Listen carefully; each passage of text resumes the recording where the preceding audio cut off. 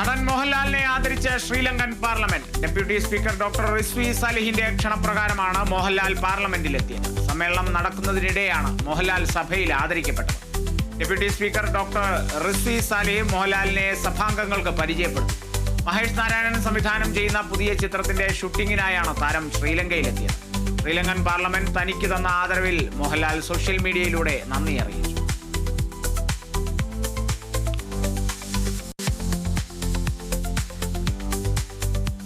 അരുൺ വൈഗ തിരക്കഥ എഴുതി സംവിധാനം ചെയ്യുന്ന യുണൈറ്റഡ് കിങ്ഡം ഓഫ് കേരള ഇന്ന് തിയേറ്ററുകളിലെത്തും. രഞ്ജിത്ത് സജീവ്, ഇന്ദ്രൻ, സംഗീത, ജോണി ആന്റണി, മഞ്ജു പിള്ള, സാരംഗി ശ്യാം എന്നിവരാണ് ചിത്രത്തിൽ പ്രധാന കഥാപാത്രങ്ങളായി എത്തുന്നത്. ചിത്രത്തെ ജനങ്ങൾ ഏറ്റെടുക്കുമെന്ന പ്രതീക്ഷയിലാണ് സിനിമയുടെ അണിയറ പ്രവർത്തനം.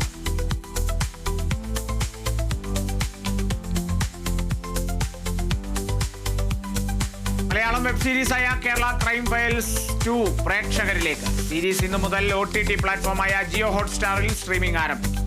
Kerala crime files 2 the search for CPO Ambili Raju എന്നതാണ് സീരീസിന്റെ പേര് സൂചിപ്പിക്കുന്നത് പോലെ തന്നെ സ്റ്റേഷനിൽ നിന്ന് ദുരൂഹ സാഹചര്യത്തിൽ ഒരു യുവ പോലീസ് ഉദ്യോഗസ്ഥരുടെ അപ്രത്യക്ഷമാകലിന്റെ കഥയാണ് സീരീസ്.